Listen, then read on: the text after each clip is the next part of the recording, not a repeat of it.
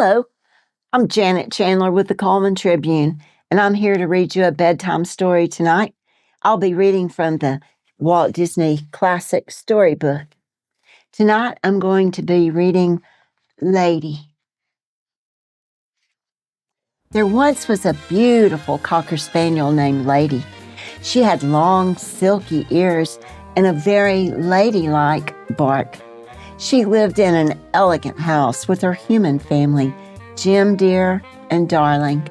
She loved them very much, and they loved her too.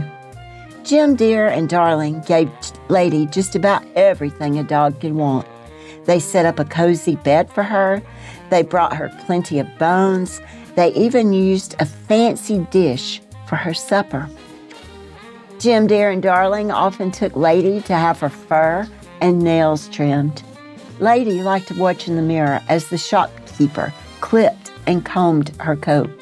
On warm afternoons, Lady went for rides in a horse-drawn carriage with Jim Dear and Darling. Many of the neighborhood dogs admired how pretty she looked in the coach, including Lady's friends Jock, a Scottish Terrier, and Trusty, a bloodhound. One day, Jock and Trusty came to visit Lady in her backyard. Jim Dear and Darling have done so much for me, Lady told her friends. I wish I could do more for them, but what can a little dog do? Trusty had an idea.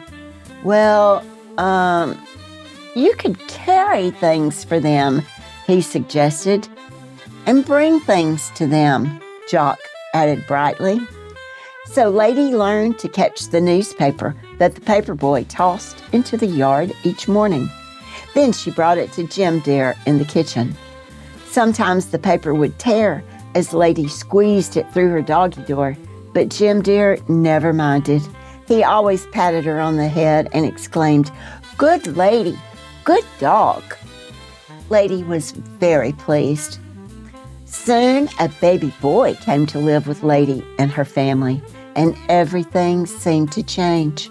Jim Dear and Darling were always busy taking care of the new infant. They didn't pay much attention to Lady anymore. One summer day, they even forgot to give Lady her bath. Later that morning, Lady asked Jock and Trusty why her family was acting so strangely. "What is a baby anyway?" Just then, a mutt named Tramp happened to pass by. He was a stray from a much rougher part of town. He answered Lady from the edge of her yard. "Babies will scratch you and pinch you and even pull your ears," Tramp said. "But worst of all, once a baby moves in, your family will forget all about you." "Look here, laddie, who are you to butt in?" Jock cut him off. "The voice of experience, Buster," Tramp said. Tramp sighed. "Having a family is just too much trouble for a dog." "Haven't you a family?" Lady asked. "Lots," Tramp replied. "I stop by a different house every night for a home-cooked meal, but then I leave to go back to the streets where I'm free." "I'm afraid I don't understand," Lady admitted. "It's simple," Tramp said, but something made him pause. He sniffed the air. It smelled delicious. Right then, Jock and Trusty were called home for dinner. They left, but no one had called Lady. She felt more alone than ever. Tramp smiled at her. "Something tells me it's supper time. Come on, I'll show you what I mean." Tramp dashed out of Lady's yard and ran after a passing wagon. At first, Lady hesitated, but her curiosity got the best of her. She followed after him. That evening, Lady did all sorts of new and exciting things. First, Tramp showed her how to jump fences. Then he suggested they chase a cat. "But we shouldn't," Lady told him.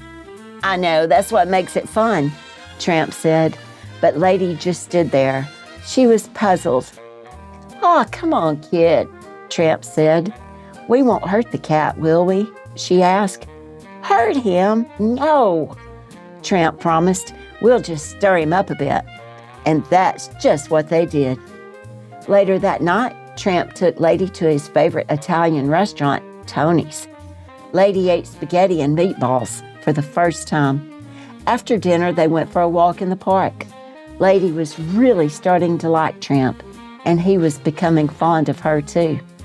As they sat on a hilltop overlooking the village, Tramp said, "Look down there. Tell me what you see." "Well, I see nice houses with yards and fences," Lady said. "Exactly. You're all cooped up when you have a human family," Tramp said. "But you could be free if you stayed on the streets. Stick with me, and we'll keep having adventures." Lady didn't answer. She wasn't sure what she wanted. The two dogs decided to go back into town. They hopped over fences, crawled under gates, and took shortcuts through people's yards. After a while, Lady's paws began to hurt. Tramp suggested they stop to rest in an alley. There, Lady saw her reflection in a window. She was muddy from head to toe, and her bow was torn. She was so surprised that she jumped in fright. She never got that dirty at home. At that moment, Lady knew what she had to do. She turned to Tramp and thanked him. She said she thought it'd be wonderful to explore the world with him. "But," Tramp asked, "but who'd look after the baby?" Lady answered. Tramp paused. He was beginning to understand just how important Lady's family was to her. She enjoyed their adventure, but she was ready to go back to her family. "You win," he said at last. "Come on, I'll take you home." Tramp knew a shortcut to Lady's house. When they arrived, Jim Deer was on the porch. Lady ran up the stairs. "Lady!" cried Jim Deer. He hugged her. "Why did you run away? We were so worried about you." Lady barked happily. Tramp stood at the foot of the stairs. He wagged his tail and barked too. He was very polite. "Well," said Jim Deer in a friendly voice, "come here, boy." He patted Tramp and smiled at Lady. "Bring in your friend, Lady," said Jim Deer. "I think we can use 2 dogs around here to help you with the baby. Don't you agree?" From then on, life was better than ever. Jim Deer and Darling were happy to have Lady back at home. They were especially pleased to have 2 dogs to look after their baby. And Tramp liked having a real home with a real family.